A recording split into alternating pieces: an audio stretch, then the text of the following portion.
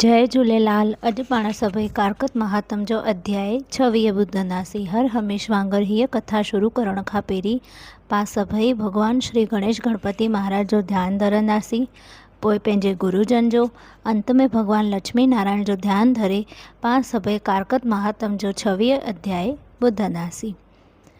वक्रतुंड महाकाय सूर्यकोटि समप्रभ निर्विघ्नं कुरु मे देव सर्वकार्येषु सर्वदा। गुरु ब्रह्मा गुरु विष्णु गुरुदेवो महेश्वरा गुरु साक्षात् परं ब्रह्म तस्मै श्री गुरुदेव नमः। या देवी सर्वभूतेषु शक्तिरूपेण संस्थिता नमस्तस्यै नमस्तस्यै नमस्तस्यै नमो नमः। इन अध्याय में पाण सभई तुलसी जे पतनि जी उन बूटनि जी कहिड़ी महिमा आहे उहा ॾिसंदासीं।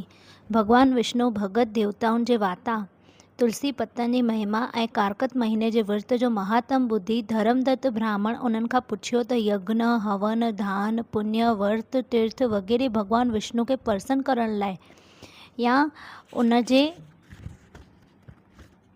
दर्शन करण लाइ ॿियो को सवलो उपाय हुजे त ॿुधायो।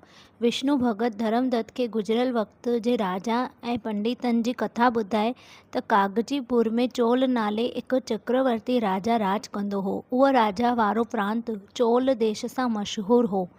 हुन जे राज में को बि दुखी पापी या रोगी न हूंदो हो ऐं निहायत परोपकारी राजा हो। हिकु ॾींहुं हिन भॻवान विष्णुअ जी पूॼा करण लाइ हिकु होशियार ऐं सत्यवान ब्राह्मण खे घुराया। राजा चोल भॻवान विष्णुअ जी मूर्ति खे हीरनि जवाहरनि सां जोड़े छॾियो हो, फलनि फुलनि सां बि सजाए छॾियो हो। हूअ पूॼा लाइ भॻवान विष्णुअ जी मूर्तिअ भरी सां मथो टेके पालथी मारे वेठो हो।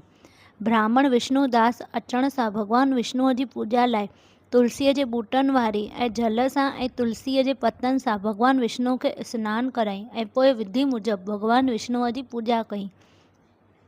विष्णुदास जे तुलसी बूटनि ऐं जल सबबि विष्णु भॻवान जे पुतले जा राजा जा सभु रतन ऐं माणिक मोती ख़राब थी विया ऐं पंहिंजे फलनि फूलनि खे छॾे तुलसीअ जे बूटनि खे अहमियत ॾींदो ॾिसी राजा गुस्से में खेसि बुरो भलो चयो ऐं तुलसी पतनि ऐं तुलसीअ में पयल जल जो अपमान कयो हो। ब्राह्मण खे चयो त तव्हांखे भॻवान विष्णुअ जी पूॼा ई करणु नथी अचे, तव्हां वटि छा आहे? कुझु बि न, हिकु मंदर बि न। मूं त भॻवान विष्णु खे प्रसन्न करण लाइ अलाए जे केॾी सामग्री तयारु कई आहे, हवन कया आहिनि, यज्ञ कया आहिनि, गंगाजल घुरायो आहे, अव्हांजी ज़रूरत ई कान्हे। मां ख़ुदि भॻवान विष्णुअ जी पूॼा करे हुन खे प्रसन्न कंदसि। पोइ तुलसीअ जे बूटनि खे हटाए तुलसीअ पयल पतनि वारे जल सां आली मूर्ति खे उगी मणियुनि ऐं मोतियुनि खां चमकाइण नए सिर सां फल फूल घुराया ऐं मदगल आचार्य खे घुराए पूॼा कराई। होॾां विष्णुदास ब्राह्मण पंहिंजी सची श्रद्धा सां भॻवान विष्णुअ जे कार्तिक महीने जे विर्त खे पूरो कंदो रहियो ऐं तुलसीअ जा पता ऐं पतनि पयल जल वग़ैरह रखी विधीअ सां पूॼा पाठ कंदो रहियो ऐं विर्त जे नेमनि जो पालन कंदो रहियो। पर हिन सां हिकु विघन थी वियो। जॾहिं बि हू भोजन ठाहे रंधिणे में रखी पूॼा पाठ करे ऐं मोटी रंधिणे में इहो ईंदो हो त संदसि भोजन को चोरी करे वेंदो हो। 5-6 ॾींहं नए सिरे सां भोजन ठाहे वरी खाइण में विर्त जो नेमनि जो भंग थियो। हिन करे सब्र सां बुख सुठी। 7 ॾींहुं हिन भोजन ठाहे लिकी लिकाऊ ॾिसण ते चाहियो त भोजन आख़िर में केरु थो चोरी करे वञे। हिन जी अजब जी हद ई न रही जो हिकु चंडाल जेको पतले शरीर वारो कमज़ोर इंसान हो, जंहिंजे शरीर में सिर्फ़ु चमड़ी हुई पर रत ॼण भूख चुसे वई हुई, उहो भोजन चोरी करे रहियो हो। त उन ते क़यास विष्णुदास ब्राह्मण उन खे सॾु करे चयो, अदा तव्हां भोजन वारो खाधो अणिबो खयो आहे, हेॾां अचु त तोखे बि फुल्कनि ते ऐं चांवरनि ते भाॼीअ में विझी ॾियां। पर चंडालनि डप ऐं हिरास में भॼणु लॻो ऐं अशक्ति सबबि ऊंधो थी हेठि किरी पियो ऐं मूर्छित थी किरी वियो। विष्णुदास संदसि भरी सां आयो ऐं पंहिंजे हथ वारे दुपटे सां खेसि हवा करणु लॻो त जीअं खेसि होश में अचे। हिकु ई पल में हिन जी अजब जी हद ई न रही। हू चंडाल बदिराए बदिराए संदसि साम्हूं शंख चकर गदा ऐं पदम पितांबरी धारण कंदल चतुर्भुजी रूप तुलसीअ जे गुलनि मिसाल छातीअ में गोल माला सां शोभावान थींदल साक्षात विष्णु भॻवानु संदसि साम्हूं बीठो आहे। भॻवान विष्णुअ जो दर्शन करे सात्विक भाव सां हिन ब्राह्मण भॻवान विष्णुअ खे हथ जोड़े मथो टेके स्तुति करण ऐं प्रणाम करण जो मौक़ो बि न मिलियो, छो जो हुन वक़्तु इंद्र देवता ऐं ॿिया देवताऊं बि अची वारद थिया ऐं गंधर्व अप्सराऊं अची नाच करण ऐं गीत ॻाइण लॻियूं। भॻवान विष्णु पोइ ऐं श्रद्धालु ब्राह्मण खे पंहिंजे अॻियां झुकंदो ॾिसी उथारे साणस भाकर पाए ऐं खेसि देव शक्ति वारे विमान रथ में विहारे देवताउनि गंधर्व ऐं अप्सराउनि सां गॾु स्वर्ग लोक में वठी वियो। हुन वक़्तु राजा चोल बि सैर कंदे उते आयो हो ऐं विष्णुदास ब्राह्मण खे भॻवान विष्णुअ जे रथ में वैकुंठ में वेंदो ॾिसी ॾाढो शर्मसार थी वियो ऐं मन में पाण खे फटकारण लॻो त मूं अजायो विष्णुदास ब्राह्मण खे घटि वधि ॻाल्हायो, संदसि मूं अपमान कयो आहे।